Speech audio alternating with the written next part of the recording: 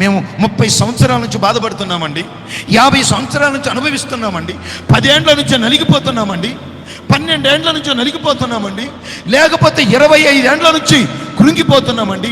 ఈ సమస్యకు ఎక్కడికి వెళ్ళినా పరిష్కారం దొరకట్లేదండి అనేవాళ్ళు చాలామంది మాట్లాడుతున్నారు. అయితే ఈ ఉదయకాల సమయంలో నా దేవుడు నీతో మాట్లాడుతున్నాడు.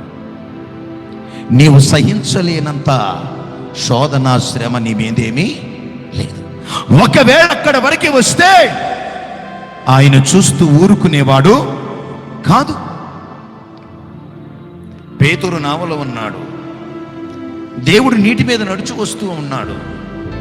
ఆయన చూసి ఆయనతో మాట్లాడుతున్నాడు, నీవు నీటి మీద నడిచొస్తున్నావు కాబట్టి నేను కూడా నడుస్తానయ్యానన్నాడు.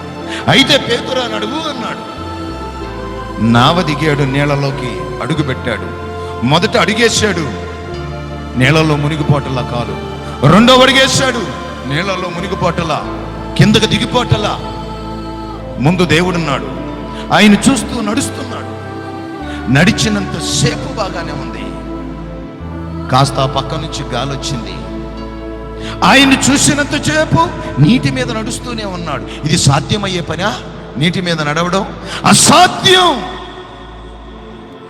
తన శిష్యుడైన తన భక్తుడైన పేతురు నీటి మీద నడుస్తూ ఉన్నాడు. ఆయన చూస్తూ నడుస్తున్నాడు. ఎప్పుడైతే పక్క నుంచి గాలి మొదలయ్యిందో ఆ గాలిని చూడడం ప్రారంభించాడు. ఆయన చూడడం ఆపేశాడు. గాలిని చూశాడు. నా ఎదురుగా దేవుడున్నాడన్న సంగతి మర్చిపోయాడు. నా ప్రక్కన దేవుడున్నాడన్న సంగతి మర్చిపోయాడు. నీటి మీద నడవమని దేవుడు చెప్పినప్పుడు ఆ మాటను పట్టుకుని నీటి మీద నడుస్తూ ఉంటే మునిగిపోకుండా ఉండడము చూశాడు. ఆయన మాటను బట్టి నీటి మీద నడవడం, అడుగులు వేయడం చూశాడు. ఎప్పుడైతే ఆయన పక్కకు పెట్టి గాలిని చూశాడో అపనమ్మకం మొదలయ్యింది.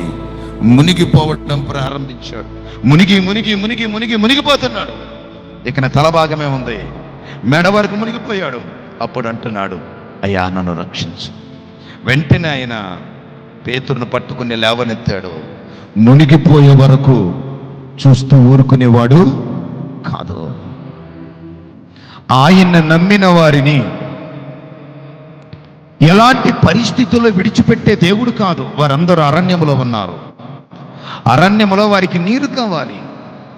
సుమారు 20-30 లక్షల మంది, అన్ని లక్షల మంది దాహార్తిని తీర్చిన దేవుడు ఈరోజు నీ దాహార్తిని తీర్చలేడా?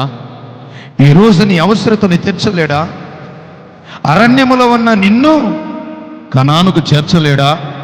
అడ్డుగా ఉన్న సముద్రమును చీల్చి ఆరిన నేలలో తన ప్రజలను నడిపించిన దేవుడు నీ ముందున్న సమస్య ఏ పాటిది చెప్పండి? మనం ఎలాంటి దేవుని నమ్మామో తెలుసా?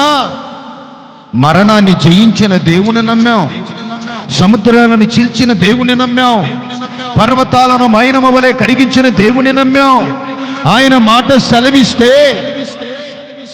చనిపోయిన లాజరు బ్రతికి రావడం చూసిన ఆ శక్తి కలిగిన దేవుణ్ణి నమ్మాం గనుక నీ ముందున్న సమస్య శోధన ఏపాటిది చెప్పండి? వాటిని చూసి ఎదిరిపోవద్దు. ఈ భూమి మీద ఎన్ని సమస్యలు ఉన్నా ప్రతి సమస్యకి ఏముందో తెలుసా? పరిష్కారం ఉంది, మార్గము ఉంది. అది ఎంత శోధనైనను సరే, అది ఎంత శ్రమ అయినను సరే, అది ఎంత బాధ అయినను సరే, తప్పించడానికి మార్గం ఉంది.